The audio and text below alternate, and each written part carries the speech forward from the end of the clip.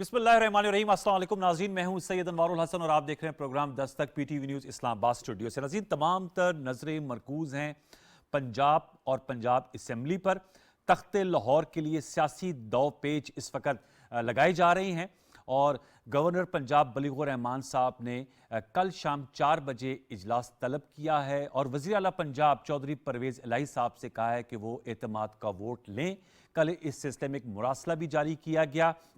इसके अलावा हमने ये भी देखा कि मुस्लिम लीग नवाज और पाकिस्तान पीपल्स पार्टी की जानिब से speaker, deputy speaker Punjab assembly और वज़ीर आला पंजाब परवेज़ इलाही साहब के खिलाफ तहरीक अदम एतमाद भी जमा करा दी गई है। आज इस सिलसिले में अहम मुलाकातें और मुशावरतों का सिलसिला जारी रहा। साबिक सदर आसिफ जरदारी साहब की मुस्लिम लीग कायदे आज़म के सदर चौधरी शुजात हुसैन साहब से अहम मुलाकात हुई। वज़ीर आज़म मोहम्मद शहबाज शरीफ साहब से टेलीफोनिक रब्ता भी हुआ।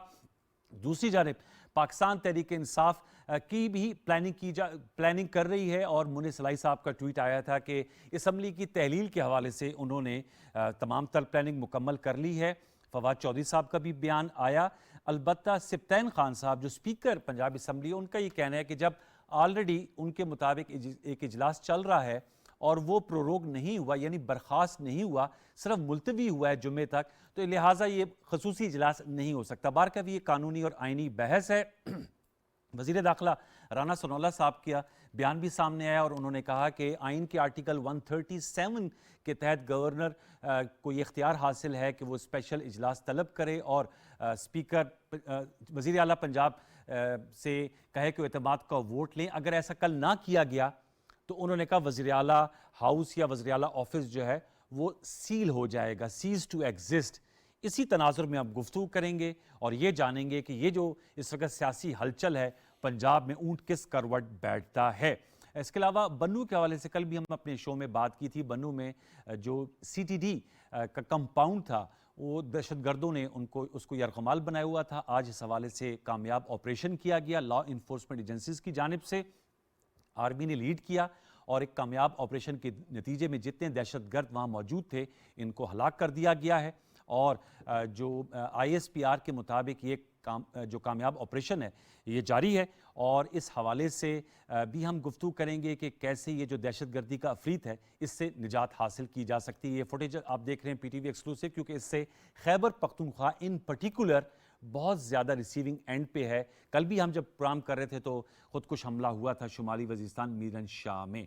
जो मेहमान शख्सियात मेरे साथ आज की नशिस्त में शरीक हुए उनका तारुफ में आपसे कराए थे। तो राना एहसान अफजल साहब मुस्लिम लीग नवाज से आपका ताल्लुक है, प्राइम मिनिस्टर शहबाज शरीफ साहब के कोऑर्डिनेटर हैं ऑन इंडस्ट्रीज़ एंड प्रोडक्शन। आपका बहुत शुक्रिया, thank you very much sir. Senator Humayun Mohammad साहब पाकिस्तान तहरीक इंसाफ के मरकजी रहनुमा है, सेनेट ऑफ पाकिस्तान के रुकन है, आपका बहुत शुक्रिया सर। और हैदर वहीद साहब पॉलिटिकल एनालिस्ट हैं, इसके अलावा जाहिर सी बात है ही इज़ अ लॉयर, तो उनसे हम जरा लीगल ओपिनियन भी लेंगे क्योंकि इसमें बहुत सी लीगल बातें भी की जा रही हैं। अगर आप लोगों की इजाज़त हो ज़रा हैदर वहीद साहब से हम पहले एक लीगल ओपिनियन ले लें। हैदर वहीद साहब बहुत शुक्रिया सर। मैं आपसे जानना चाहूँगा, पंजाब असम्बली का कल सेशन तलब किया गया है। सिप्तैन खान साहब को मैं सुन रहा था स्पीकर पंजाब असम्बली, वो कह रहे हैं कि चूँकि एक ऑलरेडी सेशन हो रहा है लिहाजा सेशन इजलास पे इजलास नहीं हो सकता, मुख्तसरन ये, और जुम्मे को तक उन्होंने मुलतवी किया और वो 23 दिसंबर बन रही है जो खान साहब ने डिसोल्यूशन का डे बताया है और गालिबन मीडिया इत्तलात के मुताबिक उसी दिन तहरीक अदम एतमाद को टेकअप कर लिया जाएगा।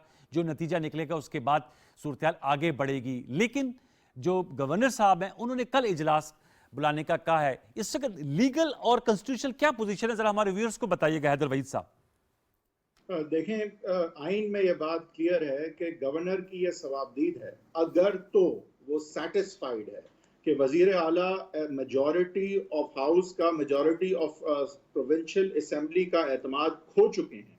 अगर गवर्नर सेटिस्फाइड है कि वजीर आला मेजॉरिटी ऑफ असेंबली का एतमाद खो चुके हैं, उस सूरत में वो वजीर आला को वोट ऑफ कॉन्फिडेंस लेने का कह सकता है और इस सिलसिले में प्रोविंशियल असेंबली का जो है वो इजलास समन कर सकता है और उसकी तारीख का तयन करना भी गवर्नर की ही सवाबदीद है।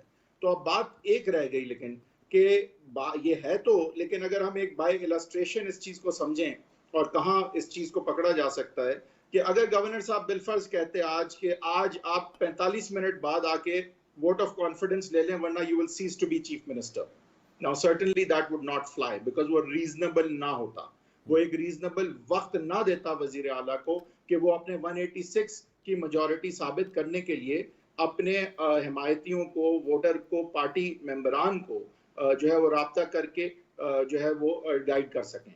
तो एक तो ये है कि अब स्पीकर अगर कह रहा है कि मैं इसको अभी गवर्नर के बुलाए गए इजलास को कॉल नहीं करूंगा, और इसलिए नहीं करूंगा क्योंकि इस वक्त प्रोविंशियल असेंबली इन सेशन है, तो मेरे ख्याल से ऐसा कोई कतगन नहीं है कि अगर प्रोविंशियल असेंबली इन सेशन है तो इसका ये मतलब नहीं है कि गवर्नर की जो पावर है कि वो वोट ऑफ कॉन्फिडेंस लेने का वजीर आला को कहे, उस पर कोई कतगन लगता है। तो ये तो मैं नहीं इसको तस्लीम करता कि सेशन, क्योंकि प्रोविंशियल असेंबली सेशन में, लिहाजा गवर्नर जो है उसके कहने पे वोट ऑफ कॉन्फिडेंस नहीं हो सकता, नो। लेकिन हो सकता है कि स्पीकर ये रूलिंग पास कर दे कि ये इन्होंने जो वक्त दिया है ये रीजनेबल नहीं है, कि 186 को गैदर करने के लिए एक रीजनेबल वक्त दरकार है जिसका कि कोई तायुन नहीं किया गया आइन में, तो reasonable time will be construed therefore. तो अब ये रीजनेबल टाइम ये था नहीं था, इस पे हो सकता है एक स्पीकर रूलिंग आ जाए। अब अगर स्पीकर रूलिंग आएगी तो सवाल उठेगा कि अनलेस स्पीकर रूलिंग अपने जुमरे के बाहर हो तो उसमें कोर्ट्स इंटरफियर नहीं करते। अगर उस जुमरे के बाहर हो, जिस तरह से वो उनकी थी, आपको सूरी साहब याद होंगे जी, डिप्टी स्पीकर जो थे, डिप्टी स्पीकर साहब की रूलिंग थी, वो नो कॉन्फिडेंस मोशन को रोकती थी, जो कि एक इंडिपेंडेंट आइन में आर्टिकल 95 में राइट था, उसको रोकती थी। लिहाजा कोर्ट्स ने कहा नहीं, वो गैर आईनी रूलिंग है, वो आप स्पीकर के जुमरे से तजावज करती है, पार्लियामानी प्रोसीजर्स के हवाले से नहीं है, ऑर्डर ऑफ हाउस के हवाले से नहीं है, आपने तजावज किया, आपने एक आईनी हक को छीना। अब यहाँ पे आईनी हक क्या है? वहां पे था नो कॉन्फिडेंस ला पाना, यहाँ पे आईनी हक है कि गवर्नर का इख्तियार कि वो वजीर आला से कह सके कि आप वोट ऑफ कॉन्फिडेंस लें। तो ये हक ले नहीं सकता गवर्नर, स्पीकर। हाँ, स्पीकर अगर ये रूलिंग दे दे कि भाई रीजनेबल टाइम होगा इस तरह से कि मैं अब इस इजलास को, गवर्नर ने तारीख हालांकि दी है कल की, मैं इसको 3 दिन बाद कॉल करूंगा क्योंकि एक दिन जो है वो रीजनेबल टाइम नहीं है for a chief minister to be able to gather is 186। तो उस पे अगर रूलिंग आती है तो फिर उसको भी प्रोबेबली कोर्ट्स में देखा जाएगा। तो लेकिन यहाँ की दो हैं, वजीर आला जो है वो डिसोल्यूशन के हवाले से इंपॉर्टेंट है, और उनके वोट ऑफ कॉन्फिडेंस के लिए उनकी पार्टी के लोग इंपॉर्टेंट है। 180 पीआई के हैं, 10 पीएमएलक्यू के हैं, 6 पीएमएलक्यू के उन्हें चाहिए हर सूरत, अगर सब आ जाते। ओके, आपका फिर इनफ, आपने इसका अहाता कर लिया। मैं आपकी इजाज़त से ज़रा इनसे पहले जान लूँ, राना एहसान साहब, सर ज़ाहिर बताइए गवर्नमेंट में है, आप लोगों की ये कोशिश है कि पंजाब असम्बली तहलील ना हो। वैसे तो वज़ीर आला पंजाब परवेज़ इलाही साहब ने भी एक नशरी इंटरव्यू में कहा कि 99% जो हमारे मोहम्मद साहब की जमात के MPs है वो भी नहीं चाहते, और इसी बिना पर गवर्नर साहब ने ये कहा है कि कल इजलास हो। लेकिन जो बॉडी लैंग्वेज PTI की ज़रूरत है वो he is in a better position, हमारे साहब वो बताएंगे। लग ऐसा रहा है कि they are more interested in तहरीक अदम एतमाद, चूंकि उस पर नंबर फिर आपने लाने 186, तहरीक एतमाद में ऑनर्स इन पे 186। तो क्या प्लान है फिर PDM की गवर्नमेंट के पास, क्योंकि ये तो बड़ी catch-22 सिचुएशन है कि कल जैसे उन्होंने कहा अगर रूलिंग दे दें स्पीकर तो फिर ये मामला कोर्ट में चला जाएगा। तो आप इस हवाले से क्या प्लानिंग है और वे फॉरवर्ड क्या आप लोगों का होगा? बिस्मिल्लाहिर्रहमानिर्रहीम। सबसे पहले तो एक चीज़ तो तय होगी कि पंजाब असेंबली डिसॉल्व नहीं होने जा रही, नंबर 1। अभी पहले, उससे पहले 23 को, उससे पहले वोट ऑफ कॉन्फिडेंस और वोट ऑफ नो कॉन्फिडेंस जो है वो होना है। दूसरा ये भी क्लियर हो गया कि ऐसी कोई कानून में बार नहीं है कि जो कहे कि ये अगर सेशन एडजर्न नहीं हुआ, प्रोरोग नहीं हुआ, तो वो जो है वो जो गवर्नर है वो सेशन कॉल नहीं कर सकता। ये भी लीगल एक्सपर्ट ने आपको जो है वो बता दिया, तो ये भी क्लियर हो गया। अब बात ये आ गई कि कल का जो है वो टाइम है, अगर ये जो इन्होंने एंगल दिया कि उसको वो कोई ना कोई उज़र बनाकर एक दो दिन आगे कर लें, लेकिन जहां तक मुझे पता है कि कल अगर ये रूलिंग आती है फिर इसको चैलेंज भी किया जाएगा, लेकिन जो भी डेट तय हो जाती है, फाइनल हो जाती है कि वोट ऑफ कॉन्फिडेंस की डेट है, और अगर उस वक्त जो चीफ मिनिस्टर है अपनी नंबर गेम पूरी नहीं करते या वोट को ये नहीं कराते, तो इट विल सिंपली ये होगा कि जो चीफ मिनिस्टर हैं वो अपना ऑफिस उनका सीज हो जाएगा। कैसे सीज होगा? मैं आपको बता दूं, गवर्नर साहब ही करेंगे ना, जो 130(7) के तहत वो लेटर निकालेंगे कि इसका ये मतलब है कि वोट ऑफ नो कॉन्फिडेंस का सेशन इन्होंने नहीं कराया, तो इसका मतलब है कि वो कॉन्फिडेंस नहीं है हाउस का उनके ऊपर, और फिर वो अपना जो है चीफ मिनिस्टर सीज हो जाएंगे, और फिर नया इलेक्शन जो है वो चीफ मिनिस्टर का अनाउंस हो जाएगा। दूसरी साइड पे वोट ऑफ नो कॉन्फिडेंस पे जाहिर सी बात है हमें अपने नंबर पूरे करने, वो जब दिन आएगा तो हम अपने जो नंबर गेम है वो सामने रख देंगे। अगर कल इजलास नहीं होता तो फिर जो चीफ मिनिस्टर ऑफिस है वो सीज हो जाएगा। बिल्कुल सीज हो जाएगा ना जी, कि उन्होंने जिस दिन जिस वक्त उन्होंने इलेक्शन कराना है ये नहीं कराते, तो इसका क्या मतलब है? इसका मतलब है कि जो हैदर साहब कह रहे हैं वो रूलिंग दे दें कि जी हम इतना टाइम नहीं था हमारे पास 186 लोगों को। अब ये तो देखें, ये तो अब जब सेशन कॉल होता है तो कितना टाइम, ये बात हाइपोथेटिकल, लेकिन आप क्लियर है, जैसे राना सनोल्ला साहब ने कहा, आप लोग क्लियर हैं कि फिर गवर्नर साहब ये कानून है, पाकिस्तान का आइन है, इट इज वेरी क्लियर, 137 में बड़ा क्लियर है, उसने गवर्नर ने डेट दे दी, टाइम दे दी, वो बिल्कुल। हमारी सब नुक्ता ये है कि आप लोग तहलील करना चाहते हैं 23 दिसंबर को, इन्होंने एक ऐसी पॉलिटिकल मूव की है कि तहरीक अदम एतमाद भी डाल दी है, उसमें भी 10 दिन के अंदर ही सारा प्रोसीजर होना होता है, तो वो जो 23 की डी डे है उसको ये अब आप लोग तहलील नहीं कर सकते, और साथ में तहरीक एतमाद के लिए कल सेशन भी बुला लिया है। हम तो इनको डरा रहे हैं और ये डर रहे हैं। अच्छा, आप भी संजीदा नहीं है इसका मतलब? देखिए, डरा रहे हैं और ये डर रहे हैं, ठीक है? किसी से डरा रहे हैं? हम इनको डरा रहे हैं कि देखो, आप लोग आवाम के पास नहीं जा सकते हो, हम आपको आवाम के पास लेकर जा रहे हैं। वैसे तो आपके परवेज रईस साहब भी नहीं जाना चाह रहे। जो मर्जी है ना, वो जो मैं अपनी बात कर रहा हूँ, मैं तो पीटीआई को रिप्रेजेंट करता हूँ ना, I will talk about PTI, ठीक है? उस लिहाज से अब इस सिचुएशन में आ जाते हैं। दो बातें हुई हैं। 9 बजे जब इजलास ख़त्म हुआ था, उसके बाद कल रात की, तो उसके बाद सेक्रेटरी जो असेंबली हैं उनके पास इन्होंने नो कॉन्फिडेंस की वो जमा कराई। कहते हैं वैसे पहले गवर्नर साहब का आया नहीं, पहले उनका है। देखिए ना, आपने गवर्नर साहब का लेटर कहना, सोशल मीडिया से होना और एक पेपर आना, ब्लैक एंड व्हाइट में आना, इसमें फर्क है। जो कहते हैं ना डायरी लिखी जाती है, वो क्या होता है? ओके, आप कहते हैं पहले तरीके से मतलब जमा कराइए, ठीक है? तो एक चीज है, तो अगर अब आ जाता है कि सेशन होना चाहिए अकॉर्डिंग टू द लॉ, जो मुझे समझ आई है कि अगर एक सेशन हो रहा है उसके अंदर दूसरा सेशन हो सकता है, क्योंकि एक ज़माने में, जिस ज़माने में ये जो कॉन्स्टिट्यूशनल मैटर्स थे, तो सुबह को एक सेशन होता था, शाम को कॉन्स्टिट्यूशनल के लिहाज से दूसरा सेशन होता था। हो सकता है, बिल्कुल हो सकता है। जब एक इजलास चल रहा हो उसमें दूसरा सेशन हो सकता है। अच्छा, ये मेरी इंटरप्रिटेशन नहीं है, मुझे कानून का नहीं पता इतना, ये मैंने बहुत सारे लोगों को पिछले 2-3-4 घंटों में कहते सुना है। लेकिन अब आपका ये ओपिनियन है कि हो सकता है। उन सबको सुनने के बाद जो मेरा ये ओपिनियन बन रहा है कि ये हो सकता है, इसमें कोई ऐसे वो नहीं है, ठीक है? अब उसके बाद आ जाते हैं, प्रेरोगेटिव आ जाता है असेंबली के स्पीकर का, कि वो इन दोनों में से कहते हैं कि मुझे ये पहले मिला था, हम इसको पहले लेंगे, ठीक है? ऑर्डर किस लिहाज से लेंगे, ये प्रेरोगेटिव है उसका। अगर हम वोट ऑफ नो कॉन्फिडेंस को पहले लेते हैं तो फिर they have to prove their numbers 186। अच्छा, अब अगर उसमें वो लोग प्रूव नहीं करते थे, जब हम इसको वाइस वर्सा भी ले ले, अगर हमें वोट ऑफ कॉन्फिडेंस में हम लोग ले लेते हैं और हम अपने नंबर्स पूरे कर लेते, वन वे और अनदर वे, दूसरी चीज़ खत्म हो जाती है। लेकिन इसमें एक चीज़ आ जाती है जो मेरी नज़र में है, जिसमें अभी तक किसी ने बात नहीं की, और आपने हैदर साहब ने थोड़ा सा उसका जिक्र किया था कि वो गवर्नर साहब जो है ना, अगर वो सेटिस्फाइड है, अगर गवर्नर साहब ये कह रहे हैं कि ये 5 बंदों का पेट खराब हो गया था, उनके घर गए थे, खाना खाया था, पेट खराब हो गया था, इस किस्म की चीज़ें, कि जिसमें आप कहते हैं कि जी मैंने मीडिया में देखा है, वो टॉक शो कर रहे थे, एक प्रोग्राम का रेफरेंस दे के, वो प्रोग्राम का रेफरेंस दे रहे हैं कि उसमें उन्होंने ये बात कही है। एक आपके एक एमपीए ने हल्फ उठाया, एक एमपीए ने हल्फ उठाया, और खान साहब कह रहे थे कि जी ये मुझे तो पता नहीं था, लाइलम था।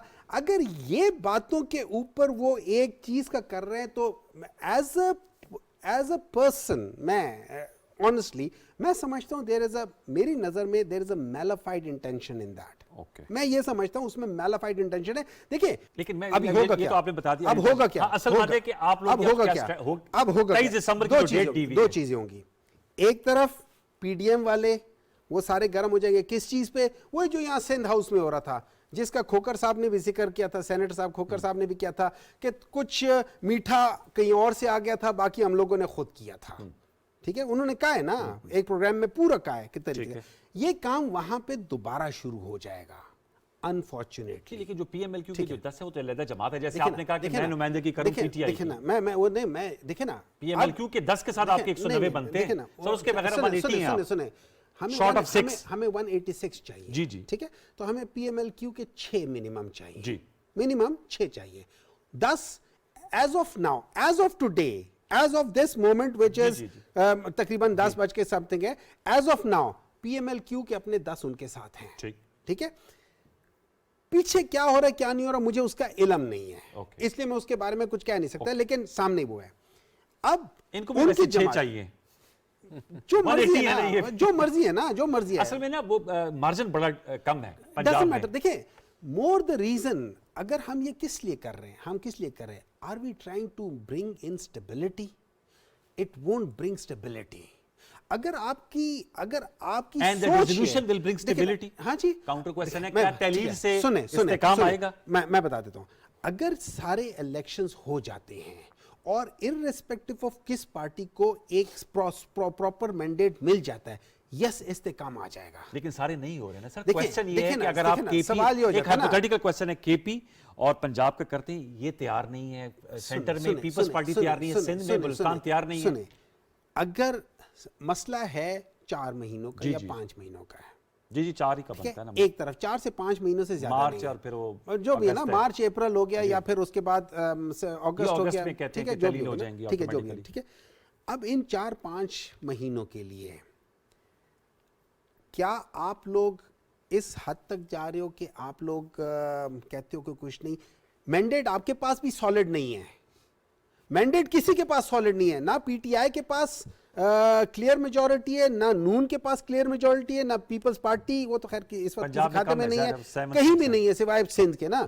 तो are we willing to sacrifice कि भाई हम लोग किसी भी एक party, let's say Noon league हो जाती है कि यार हम लोग नहीं है, हमें चाहिए कि इन द लार्जर इंटरेस्ट देखें और स्टेबिलिटी आएगी सिर्फ पॉलिटिकल स्टेबिलिटी की वजह से। अच्छी बात करें, लेकिन उसके लिए आपको बैठना पड़ेगा बातचीत के लिए। नहीं देखिए, और बिना मशरूत, गैर मशरूत। सुने हाँ, एजेंडा एक है, डेट सर, लेकिन सुन लेना, एजेंडे में ले आए ना, मुतालबात में ले आए ना, आप नहीं मुतालबात नहीं, शर्त ना रखे सर ना। हमने देखे मुतालबात यही है, आप डेट दो और आके बैठ के बात कर लो। जब आप कहते हैं ना डेट दो, उनका नुक्ता ये था, बहुत दफा ये राणा साहब भी आएंगे, मैं हैदर साहब को जाऊंगा, वो कहते हैं जी आप ये जो डेट की बात है ये मुतालबे में रख लें, लेकिन बैठ जाए तो बातचीत के लिए ना। हमने क्या उस पे आके बात करो, उस एक एजेंडे पे हम बात करने को तैयार हैं। ऑफर दी थी, अगले दिन कहा कि मैंने ये ऑफर जो है नहीं, उन्होंने उनकी ये कहा था कि जब उन्होंने बात की थी, उन्होंने कहा था कि आप लोग इसका ये मतलब समझे कि मैं इनके साथ नहीं बैठूंगा, मैं सिर्फ एक एजेंडा पॉइंट पे बैठूंगा, that is elections, that's all. ठीक है, it's only the election agenda के जिस पे हम बैठ सकते हैं, हम बाकी चीजों पे बात नहीं करना चाहते हैं। The only thing that we want to talk about is elections. Okay, Haider साहब सर, ये सर बताइएगा, ये जो सर सेनेटर साहब ने नुक्ता उठाया है कि क्या ये स्पीकर साहब की सवाबदीद है कि वो पहले तहरीक अदम एतमाद को टेकअप करें या तहरीक एतमाद को? देखिए, ये सवाबदीद के तहरीक एतमाद कब होगी, ये तो है ही गवर्नर की, स्पीकर की तो है ही नहीं। ओके, तो पहली बात तो ये बात क्लियर हो कि ये तो गवर्नर डिसाइड करता है। अब वो अनरीजनेबली डिसाइड करे, जिस तरह मैंने एक एक्सट्रीम एग्जांपल दी कि आज कह दे कि घंटे में आके ले लो, तो जाहिर है कि वो दैट वोंट फ्लाई और वो कोर्ट्स में चैलेंज हो जाएगा। बट अगर रीजनेबल टाइम दे के डेट और वक्त का तयन जो है वो गवर्नर ने करना है, वोट ऑफ कॉन्फिडेंस का। और वोट ऑफ कॉन्फिडेंस पर से डिसोल्यूशन ऑफ असेंबलीज को नहीं रोकता। वोट ऑफ नो कॉन्फिडेंस जो आज फाइल हुआ है, उसमें आइन में दर्ज है कि 3 दिन बाद और 7 दिन के अंदर, यानी तीसरे और 7वें दिन के दरमियान होगा। तो लिहाजा वोट ऑफ कॉन्फिडेंस जो है उसकी तो डेट वैसे भी पहले दे दी गई है, तो वोट ऑफ कॉन्फिडेंस ही पहले होगा। वोट ऑफ नो कॉन्फिडेंस तो अभी हो नहीं सकता, अगर आज फाइल हुआ तो 3 दिन तक तो आईनी तौर पे हो ही नहीं सकता। ओके, तो अब डिसोल्यूशन तक अगर स्पीकर एक रूलिंग अब पास कर दे, मैं सेशन गवर्नर साहब का जो उन्होंने बुलाया है कल 4 बजे, क्योंकि ये रीजनेबल टाइम नहीं देता, तो लिहाजा मैं नहीं इसको कॉल कर रहा, तो उसमें भी ये सवाल उठेगा कि बट आइन में सवाबदीद तो गवर्नर साहब की है। और अगर उन्होंने गलत यानी अनरीजनेबल टाइम दिया है चीफ मिनिस्टर को वोट ऑफ कॉन्फिडेंस लेने के लिए, तो perhaps that can be challenged. in court कि that's unreasonable, क्योंकि like I said, giving an extreme example कि ये तो नहीं हो सकता ना, वो आके बोले आधे घंटे में वोट ले लो, ठीक है। तो रीजनेबल एक टाइम और नुकता देके सर, आपने ये बता दिया गवर्नर साहब की सवाबदीद है, जो राणा साहब ने कहा, राणा एहसान साहब ने, and he has echoed what Rana Sanaullah साहब सेड कि अगर कल इजलास नहीं होता then the CM ceases to hold his office. ऐसा होता है सर? तो ऐसा ही है कि अगर गवर्नर जिस टाइम का और दिन का जो है वो दिन मुख्तस करता है वोट ऑफ कॉन्फिडेंस के लिए, अगर वजीर आला उस दिन वोट ऑफ कॉन्फिडेंस नहीं लेते या नहीं ले पाते, दोनों सूरतों में वो वजीर आला नहीं रहेंगे। हाउएवर, अगर तो इस चीज का कल को कोर्ट तयन करे कि ये टाइम उन्होंने रीजनेबल नहीं दिया था, लिहाजा गवर्नर साहब का वोट ऑफ कॉन्फिडेंस लेने के को जो तारीख और दिन का ऑर्डर है वो गैर आईनी है, क्योंकि अनरीजनेबल है, लिहाजा उसको हम खत्म करते तो वो एक अलग बात है। और इंटेंशंस की भी बात की है सेनेटर हुमायूं मोहम्मद साहब ने, पीटीआई की जो इंटेंशंस हैं वो भी जज होती हैं। उन्होंने कहा कि इनके मुताबिक जो गवर्नर साहब ने प्ली ली है, उन्होंने ज्यादातर मीडिया रिपोर्ट्स या जो उनके इख्तलाफी उमूर मीडिया की सूरत में ही आए हैं ना, साबिक आर्मी चीफ की तनकीद के हवाले से और उस हवाले से। ये बिल्कुल बड़ी इंटरेस्टिंग बात है, क्योंकि आइन में ये बड़ा वाजे है कि गवर्नर जो है उसके प्लेजर पे वजीर आला सर्व करता है, लेकिन गवर्नर इस पावर को कभी इस्तेमाल नहीं करेगा unless he is satisfied that the chief minister does not command the majority of the assembly anymore, यानी एतमाद खो बैठे हैं वो मेजॉरिटी के, और वो सेटिस्फाइड है कि ऐसा हुआ है। यानी कि सेटिस्फाइड का ये मतलब नहीं है कि मेरा दिल कह रहा था या मुझे वही आ गई या मैं इस तरह नहीं। लेकिन प्रॉब्लम अब क्या है कि एक तरफ उनकी सेटिस्फैक्शन है, अब अगर आप उनकी सेटिस्फैक्शन को कोर्ट ले जाएंगे और कहेंगे नहीं इनकी सेटिस्फैक्शन नहीं थी, ये तो बदनीयती पर मबनी इन्होंने किया है, तो उसका जांचना बड़ा मुश्किल है। हालांकि ये हो जरूर सकता है, और अमूमन पाकिस्तान की तारीख में हमने देखा, खासकर जब ये रिसेंटली जो पुराने गवर्नर साहब थे, चीमा साहब, उन्होंने तो बेइंतहा बदनीयती पर मबनी चीजें की थी। तो लेकिन ये कोर्ट में दिखाना बड़ा मुश्किल है कि भाई वाज ही रियली सैटिस्फाइड। हम नुकात है, मैं एक छोटा सा यहाँ वक्फा लूंगा, वक्फे के बाद आएंगे तो जरा इसके कॉन्टेक्स्ट पे राणा साहब से पूछूंगा जो नुकात उठाए थे सेनेटर हुमायूं मोहम्मद साहब ने, और हैदर वहीद साहब से भी इसका पॉलिटिकल एनालिसिस लेंगे। व्यूअर्स एक छोटा सा ब्रेक लेते हैं, ब्रेक के बाद आए तो गुफ्तगू जारी रहेगी, हमारे साथ रहिए।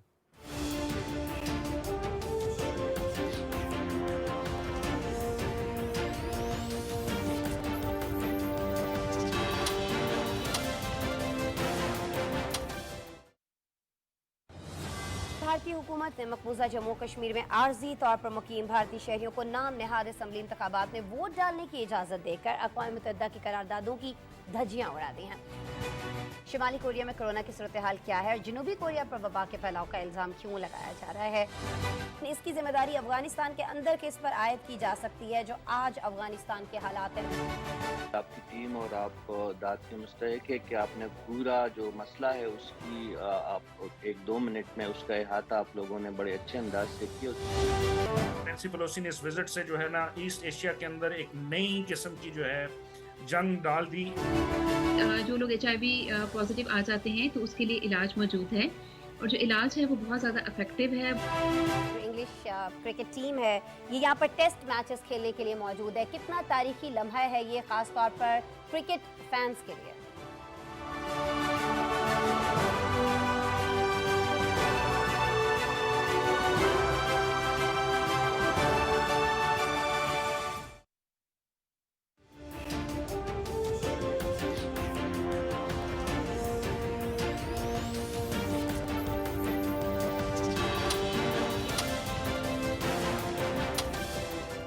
जी वेलकम बैक। राणा साहब, ये तो बात हमने लीगल और इसके कॉन्स्टिट्यूशनल पहलू देख ली। जो पॉलिटिकल गुफ्तगू उन्होंने की है सेनेटर हुमायूं साहब ने कि ना आपके पास फ्रैंकली मेजॉरिटी है, एलाइज के साथ आप के पास 7 सीटें बन रही हैं 180। मैं पंजाब के पर्सपेक्टिव से बात करूँ, ज़रा पता है फेडरल में तो आपके पास है मेजॉरिटी, तभी प्राइम मिनिस्टर शहबाज शरीफ साहब इज़ होल्डिंग इज ऑफिस। दूसरा उनका ना PTI के pass on its own majority है PMLQ के तहत। इनका ही कहना है कि इसलिए ये म्यूजिकल चेयर या जो पॉलिटिकल जिसे कहते हैं वो लॉबिंग चलती रहेगी, तो इनके नज़दीक पॉलिटिकल स्टेबिलिटी उसी सूरत में आएगी जब फ्रेश मैंडेट आएगा। आप भी जो कि हल्के की सियासत करते हैं, इस पे आपकी क्या राय है? देखें, सबसे पहले तो जब हमने नो कॉन्फिडेंस के ज़रिए हुकूमत ली, जो कि एक आइनी तरीका था, और इन्होंने वहाँ भी जो है वो आइन शिकनी की और सुप्रीम कोर्ट ने कहा कि इन्होंने आइन शिकनी की और उसको रोका, तो फिर हमारा ये हक है कि हम जितना बाकी टेन्योर है उसके अंदर अगर हमने हुकूमत ली तो हम आवाम को डिलीवर करें, परफॉर्म करें, नंबर एक, जो कि हम समझते हैं हमारा राइट है। और इनकी अर्ली इलेक्शन की डिमांड जो है वहाँ उस राइट के सामने स्टैंड नहीं करती। डिमांड ये करें। दूसरी बात ये देखें, अगर ये चाहते हैं कि इन्होंने असेंबलियाँ इसलिए डिसॉल्व करनी है कि ये जनरल इलेक्शन चाहते हैं, वो तो इनको मिल नहीं रहा।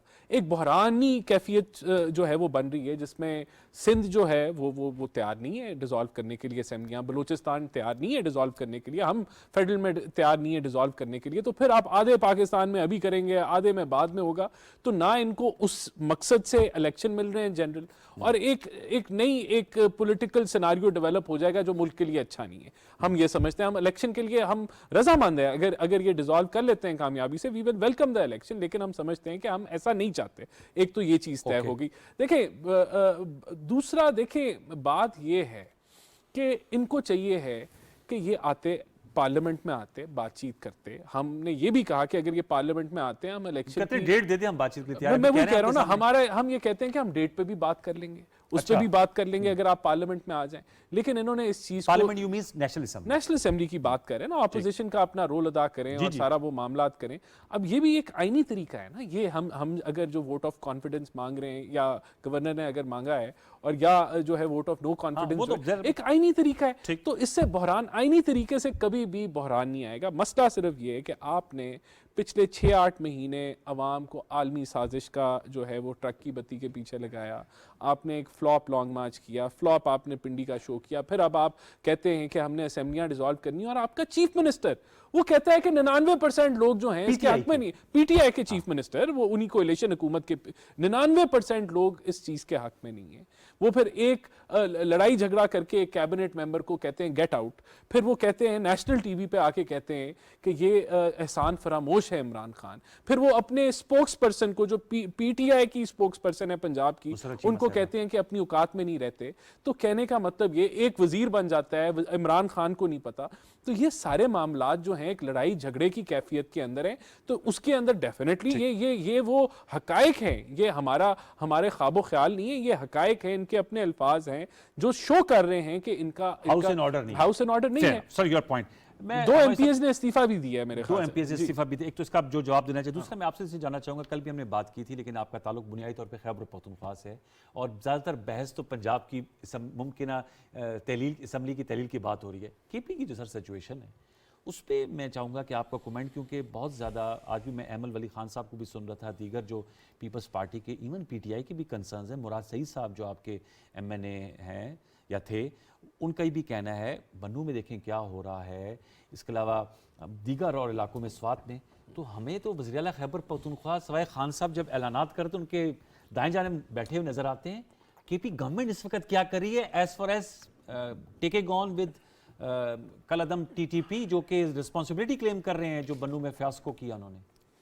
देखिए ऐसा है, ये बात जो है ना, ये कोई 6 महीने 7 महीने पहले से मुराद सईद वगैरह ने उठाई थी।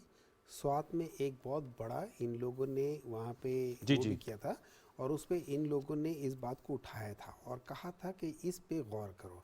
अब देखिए अनफॉर्चुनेटली है ये कि हर इदारे के अपने बेसिक फंक्शंस हैं जी, ठीक है।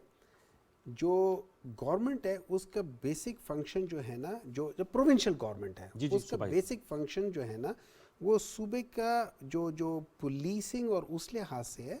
ये जो कलअदम वाली चीज़ें होती है ना, this is more of federal and more of an army and intelligence agencies होती है। एग्रीड पार्शियली, बट सीटीडी जो है ना, काउंटर टेररिज्म डिपार्टमेंट, वो बनाया इसीलिए जाता है। ठीक है, मैं भी कमेंट करूंगा, ठीक है ना, उस पे ये सारी चीजें बनती हैं। ठीक कह रहे हैं, उनका भी पार्ट है इसमें, देखिए लेकिन सूबे का भी पार्ट है सीटीडी। मैंने ये नहीं कहा कि सूबे का पार्ट नहीं है। आपकी जितनी इंटेलिजेंसी होती है ना, ये चीजें आती है उधर से कि ये लोग आ रहे हैं, ये जा रहे हैं, फलाना कर रहे हैं। ठीक हो गया। अच्छा, दूसरा ये है कि कैंट में जाने के लिए, कैंट जो होता है ना, cantt it is within the ambient of an army, ठीक है। उस जगह पे जाने के लिए वहाँ पे कहा जाता है, और बहुत सारे लोगों ने ये मैं ज्यादा बिलीव नहीं करता सोशल मीडिया, क्योंकि सोशल मीडिया में हर एक ने जो कह दिया तो लोग समझते हैं पता नहीं कि ये वो तो जी बस जैसा- उसने ट्वीट कर दिया तो इसका मतलब है ये तो कोई आसमानी सहीफे है, आयत पुराना आ गई है खास्ता। ना, तो समथिंग, तो इस वजह से हर एक कर लेते हैं। हालांकि ये एक इंसान की अपनी राय होती है, ठीक है, जैसे मैं agree। यहाँ राय दे रहा हूँ इसी तरीके उनकी अपनी एक राय है। लेकिन उसमें एक शख्स ने ये कहा था कि मैं वहाँ का रहने वाला हूँ, और जब मैं बनू में अंदर जाता हूँ तो उस जगह पे बड़ी तलाशी ली जाती है। हाउ इज इट पॉसिबल कि 25-30 बंदे विद असलहा उस बन्नू के अंदर जो कैंट है उसके अंदर अब चले सर मैं अगर आप मुझे इजाजत दें, कतक लंबी माजरत थोड़ा सा, क्योंकि मैंने इस इशू को बड़े डीपली पढ़ा। ये इशू ये है कि जो सीटीडी का कोई प्रॉपर ऑफिस नहीं है, वो एक कंपाउंड उन्होंने लिया हुआ है, वो किराए के घर में उन्होंने बिल्डिंग हाउस की हुई थी। मेरी सुन लें, सीटीडी जो कि counter terrorism department which comes under KP government, ठीक है। ये जो लोग थे ये जेर हिरासत थे, जेर तफ्तीश थे। तो सीटीडी की इस्तेदाद कार पे बहुत बड़े सवालात हैं कि बिल्कुल, तफ्तीश के मैं दौरान बिल्कुल मानता हूं। इन्होंने असला छीना बिल्कुल मानता और हूं। उनको यरगमाल बना लिया। ये ट्रू पिक्चर है सर। मैं कुछ इसलिए ये कैदियों के तौर पे आए थे, अगर मुझे इजाजत लेकिन दें। सीटीडी ने पे इन्होंने काबू पा के उनको यरगमाल बना के उन बेचारों को 2-3 को बेचारों को शहीद भी कर दिया, और फिर आज इतने बड़ा ऑपरेशन करना पड़ा आर्मी को। मैं इसमें ये अब सिर्फ रियलिटी है। कुछ हकायक अगर मुझे ये मैं इजाजत दें। आपको ये पूरी पिक्चर बता अच्छा, रहा हूं। मुझे ये ऐसे इस- नहीं चले गए अंदर, ये तो उनकी जेर हिरासत है सीटीडी के। देखिए मुझे इसके पूरे डिटेल हाँ, इतना मैं डिटेल ये का आपको नहीं बता रहा पता। हूं। मैं कुछ मुझे हकायक अगर डिटेल मुझे नहीं इजाजत पता, दें। लेकिन ये फैक्ट है। उसके बावजूद भी अगर इन लोगों ने फर्ज करें, अगर आप जो कह रहे हैं कि ये आया है निहत्ते गए थे, मतलब ये निहत्ते पकड़े नहीं, गए थे, पकड़े गए थे, और पकड़े अंदर गए गए थे, और वहां पे किसी वजह से कोई मिलाप नहीं था, मतलब इनसाइडर कोई नहीं था, और इन लोगों ने किया, तो इसमें बिल्कुल कोई शक नहीं है कि सीटीडी को सवाल पूछना चाहिए और उन लोगों को टास्क पे लेना चाहिए। I totally agree with that. लेकिन They should have their proper building. लेकिन देखिए प्रॉपर बिल्डिंग भी होनी चाहिए, सब चीजें होनी चाहिए, लेकिन इंपॉर्टेंट चीज ये है कि ये सारी चीजें normally these are all planned things, these are not unplanned things. ये सारी प्लानिंग के लिए सवाल ये था, क्या सीएम केपी को हमें एक्टिव नजर नहीं आना चाहिए इस अफरीद का मुकाबला करने के हवाले से? मेरे लिहाज से तो उसको मुझे नहीं पता वो कर रहा होगा। नहीं है, वेयर इज ही, मुझे तो नजर ही नहीं है। आई डोंट नो, सूबे में है, कर रहा होगा, उसने आके कोई बात नहीं की, दैट डजंट मीन कि वो है नहीं, या फेडरल That गवर्नमेंट से doesn't mean एंगेज है करें, जो नहीं। आप सही कह रहे हैं कि देखिए, फेडरल गवर्नमेंट का रोल है काउंटर टेररिज्म में, उनसे बात नहीं, करें। इसमें मेनली फेडरल गवर्नमेंट, मेनली मेरे लिहाज से मेनली फेडरल गवर्नमेंट और एजेंसीज का मेन काम है इसमें, ठीक है। हाँ, सिटी काउंटर टेररिज्म एक डिपार्टमेंट है, it's a small, not very properly, क्या कह सकते हैं उसे, फंडेड, बहुत ज्यादा फंडेड नहीं है, होना चाहिए, बहुत ज्यादा फंडेड नहीं है, होना चाहिए और बात है, बहुत ज्यादा फंडेड नहीं है। अच्छा, उसमें एक और बात भी है, पता नहीं कितने 125 अरब रुपए जो फेडरल ने देने थे केपी के, वो भी नहीं दिए। तो ये देखिए बातें बहुत करें सारी हम सेनेट चीजें में, कौन कहा सी हुआ समिति में है, जाके। बहुत दफा कहा हुआ है। Okay. देखिए हमारे जो फाइनेंस मिनिस्टर हैं झगड़ा साहब, उन्होंने इसके ऊपर कितनी दफा कहा है, बात की है। वैसे वो साबिक फाटा के हवाले से कह रहे थे, आप कुछ कहना चाहिए क्योंकि आपसे रिलेटेड, फिर मैं हैदर साहब के पास देखिए जाऊंगा। मैं इसमें चंद हकायक रखना चाहता हूँ। नंबर 1 जो About टेरर, हाँ बिल्कुल, सीटीडी के ऊपर एक तो इनको फंड्स एक्स्ट्रा मिलते हैं और उसमें अच्छा। कोई रुकावट नहीं है। ये 125 अरब कह रहे हैं, उस पर मैं पूरे फैक्ट्स एंड फिगर्स रख सकता हूँ। कुछ हकायक जो पता होने चाहिए, देखें 10 साल से इनकी हुकूमत है केपीके में, जी, बिला शिरकत सीटीडी के अंदर जो पंजाब में 300 मिलियन इनको रिवॉर्ड फंड्स दिए जाते हैं टेररिस्ट को पकड़ने के लिए, केपीके में 25 मिलियन है। अब आप अंदाजा लगा लें कि सीटीडी केपीके के क्या हालात है। हेडक्वार्टर नहीं है इनका, एक जो है वो एक बिल्डिंग के अंदर एक फ्लोर दिया हुआ है, वो भी एम्यूनेशन के ऊपर वो फ्लोर है कि वो सिटिंग बॉम्ब के अंदर वो बैठे हुए हैं। 70% लेस सैलरीज हैं सीटीडी के अफसरों की। 150% इनका जो शहीद फंड है सीटीडी का वो कम है केपीके के अंदर, सीटीडी के अंदर। इसी तरह कोई ट्रेनिंग का सेटअप नहीं है। पंजाब से सीटीडी के अफसर ट्रेन हो रहे हैं, इन्होंने 10 सालों में अपनी ट्रेनिंग की फैसिलिटीज नहीं जो है कि एक एसएसपी है जो एक्टिंग डीआईजी सीटीडी के अंदर तैयार कर रहा है और वर्सेस 4 एसएसपी और 2 डीआईजी जो पंजाब के अंदर हैं। तो ये 10 साल में ये कारकर्दगी है। और बन्नू जो है नहीं बन्नू जो है बॉर्डर एरिया नहीं है, नहीं सेटल्ड एरिया मेरा तो अब मैं एग्री करता हूं, इसमें इंटीरियर भी है, इंटेलिजेंस एजेंसीज, लेकिन सबसे कलीदी किरदार सीटीडी का है। लेकिन सवाल जो पूछना चाहिए है कि 10 साल केपीके हुकूमत ने क्या किया। देखिए ये बड़ी ट्रेजेडी है कि आज हम सारा कुछ कहें कि वफाक वफाक वफाक। देखें आप पंजाब की सीटीडी को कंपेयर करें केपीके की सीटीडी से, इस पे पूरा प्रोग्राम रखें, हकायक मैं बिल्कुल जो कह रहे हैं हकायक उस लिहाज से मैं मानता हूं कि ये मेरे लिहाज से it was not up to the mark, लेकिन ये कहना कि पंजाब में 4 वो DIG ऑफिसर्स है और KP में एक है, प्रोपोर्शनेटली अगर आप देखेंगे तो पंजाब और KP के जब आप प्रोपोर्शंस को करेंगे तो पंजाब में 8 होने चाहिए, KP में 1 होना चाहिए। सर सिचुएशन KP के में खराब है, ठीक है, दैट इज उसके एक्स्ट्रा फंड्स आते हैं, ठीक है, दैट इज द रीजन। अब मुझे नहीं पता कि जितने खराब है और जिस लिहाज से, क्या उस लिहाज से उनको उतने फंड्स मिलते हैं या नहीं, एक्स्ट्रा फंड्स मिलते हैं। देखिए, एक्स्ट्रा फंड्स किसी को देना, उस प्रोपोर्शन से देना या एक्स्ट्रा फंड कह के उसको कम प्रोपोर्शन में देना, these are 2 totally different things. लेकिन आप समझते हैं कि अप टू द मार्क होनी चाहिए? मैं ये समझता हूं कि इसमें डेफिनेटली मैं एज अ PTI छोड़े, मैं as a Pakistani concern Pakistani, I would say कि this thing should have been done properly, their training should have been done properly.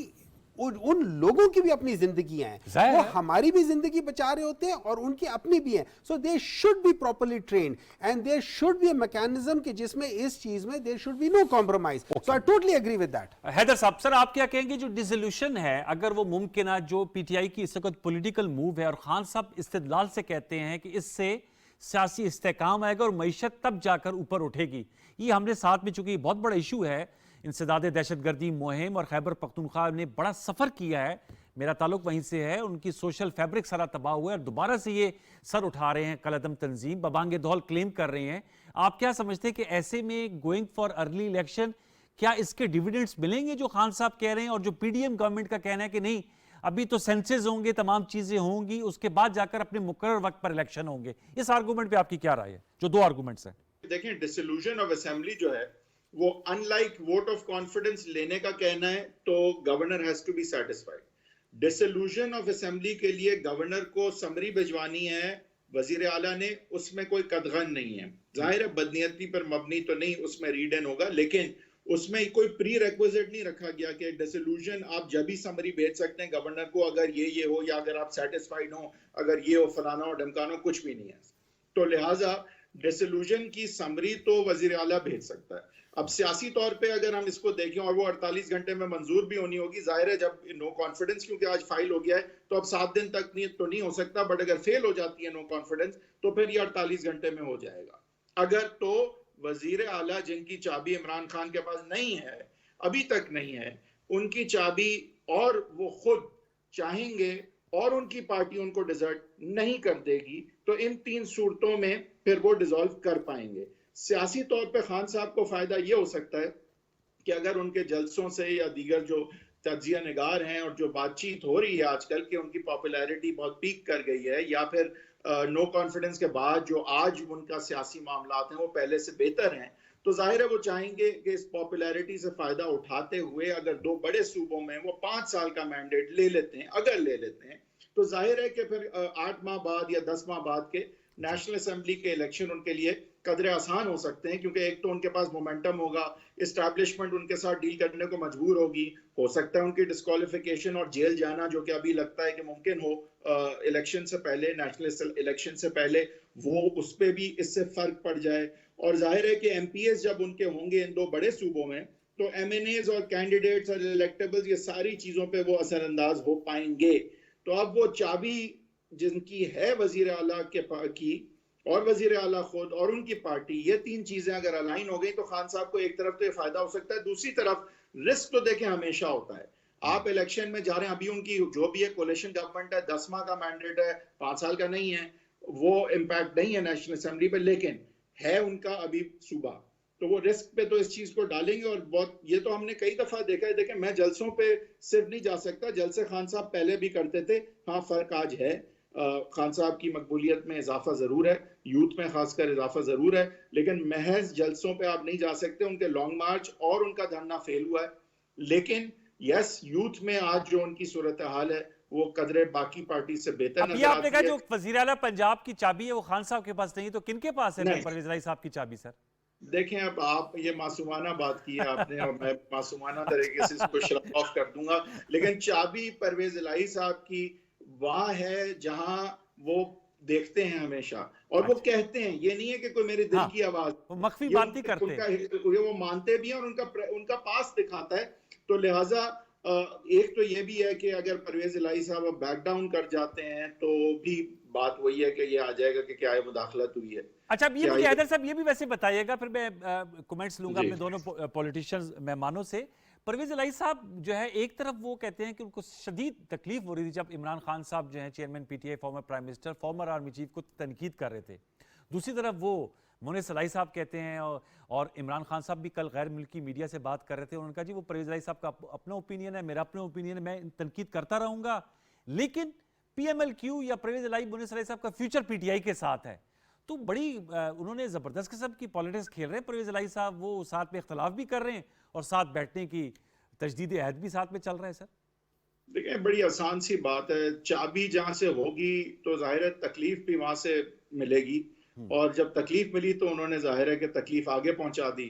तो एक तरफ तो उनका हल्का वो है, उसको वो नहीं छोड़ेंगे, लेकिन जाहिर है वो हल्का बैलेट पे तो नहीं होता ना, साथ बैलेट पे भी किसी के साथ जाने, अगर बड़ी पार्टी से नहीं जुड़ेंगे परवेज इलाही, तो अभी तो इस सेटअप में तो उनकी जरूरत पड़गी पार्लियामेंट्री डेमोक्रेसी का। एक ये अपसाइड भी है, डाउन साइड भी है कि भाई छोटी पार्टियों को मौका मिलता है। डाउन साइड ये है कि वो फिर किंग मेकर बन जाते हैं, बड़ी पार्टी को भी पीछे छोड़ देते हैं, जो कि अच्छी बात नहीं है। लेकिन बात ये कि देखें, वो मुझे लगता है मुनीस इलाही साहब जो है ना, ही is eyeing the anti Nawaz Sharif vote of the future. Khan साहब 70 साल के हैं, मियां साहब के जानशीन बहुत है, मरियम नवाज हैं, शहबाज शरीफ है, हमजा शरीफ हैं, और भी लोग हैं, वो party is a house full. जबकि Imran Khan is a house empty, it's an empty nest after Imran Khan. तो maybe he is eyeing कि मैं बड़ी पार्टी का एक बड़ा हिस्सा, और शायद एक दिन सबसे बड़ा हिस्सा अगर बनूंगा तो नून में तो कभी नहीं बनूंगा। तो क्योंकि नून में तो जाहिर है कि हाउस फुल है, आपके बड़ा हम लोग ये this is an empty nest, and may be उनको गोद लिया जा सके आइंदा के जमाने में। ऑल्दो पिछले जमाने में तो उनको साथ बिठाने के लिए वो तैयार नहीं थे, but look, you know, politics makes for strange bedfellows, so ये कोई नहीं कह सकता कि कल क्या होगा। क्यों सर, ये मैं फिर कमेंट एंड में लूंगा। राणा साहब से वो कह रहे हैं मुनीस इलाही साहब के पॉलिटिकल एम्बिशंस हैं, और मुनीस इलाही ने एक इंटरव्यू में कहा हुआ था कि उनकी और ये चौधरी शुशात के जो बेटों की, अपने कजन्स की बात कर रहे थे, वो बता रहे थे कि हमारा असल झगड़ा जो था ना, वो तो मेनली प्रॉपर्टीज़ की वजह से स्टार्ट हुआ था, सब कुछ हुआ था उसकी डिवीजन में हुआ था, वो उन्होंने पूरी डिटेल में बताई थी। और उन्होंने ये कहा था कि मार्च तक हम लोग ये हमारे हल्के में लोग कहते थे कि पीटीआई के साथ नहीं जाना, लेकिन मार्च तक लेकिन व्हाट हैपेंड आफ्टर अप्रैल, कहते वो सब कुछ चेंज हो गया। और इस वक्त हम इस पोजीशन पे हैं कि अगर हमें पीटीआई को ऑफिशियली ज्वाइन भी करना पड़े तो हम वो कर लेंगे। लेकिन सर जी, आपको याद है मेहर बुखारी साहब के इंटरव्यू में क्या कहा कि उनको किन्होंने कहा कि आप खान साहब पर चले जाएं? बिल्कुल कहा। देखिए, बात ये हो जाती है, मुझे आप कह सकते हैं, मैं आपकी बात मान सकता हूँ, हो सकता है मैं राणा साहब की बात ना मानूं, हो सकता है आपका मुझ पे एहसान हो, राणा साहब का मुझ पे एहसान ना हो, ठीक है। मुझे मेरे लिहाज से अगर आप मुझसे पूछे, I respect Chaudhary Parvez इलाही's sentiments, and I think कि वहाँ पे उनके साथ बिठा के उन सेंटिमेंट्स का ज़रा ख्याल रखना चाहिए था, हो सकता है, ठीक है, क्योंकि बाज़ दफ़ा हो जाता है ना, दोस्त का भी ज़रा ख्याल रख, चाहे वो आपका दुश्मन भी हो, आप उसको थोड़ा सा दरगुजर। लेकिन अगर कोई ये कहता है कि उन लोगों का पीटीआई पे कोई एहसान था, पीटीआई पे कोई एहसान नहीं था। इनफैक्ट मैं आपको एक बात नहीं, सुन ले, एक्सटेंशन क्यों दी सर? सवाल ये, उन पे एहसान था, ये एक्सटेंशन आप लोगों ने दी तो उन पे एहसान हुआ ना, किसी वजह से दी होगी तो एहसान नहीं हुआ, नहीं जरूरी नहीं है, उन पे एहसान हुआ था, हम पे कोई एहसान नहीं हुआ था। एक बात। नंबर 2, मैं आपको ये कैटेगोरिकली कह सकता हूं, अब मेरे पास प्रूफ नहीं है, मैं चूंकि मेरे पास प्रूफ नहीं है, लेकिन आई नो, मैं इसके थोड़ा सा बता देता हूं। 2014 में जब ये धरना वारना चल रहा था ना, तो उस वक्त जनरल राहील शरीफ ने खान साहब को और कादरी साहब को, और हमने देखा था खान साहब बड़े मुस्कुराते चले गए। सुने डी चौक से, सुने, डी चौक को छोड़ दे, जो वहाँ के अंदर लोग थे ना, उन लोगों ने जो वहाँ पे देखा था, जिस तरीके से कादरी साहब आए थे, कादरी साहब खड़े हुए थे, फिर कादरी साहब उनके कहे बगैर बैठे, फिर उनको कहा गया था तब वो बैठे, फिर बात की। जब खान साहब एंटर हुए, खान साहब जस्ट सिंपली वेंट, सलाम किया, ये किया और बैठ गए और बातें करने शुरू गए। दैट इज़, उसके बाद की बात ये हुई थी कि सर अगर ये बंदा आज ऐसा है तो कल को अगर ये पावर में आ गया तो क्या करेगा।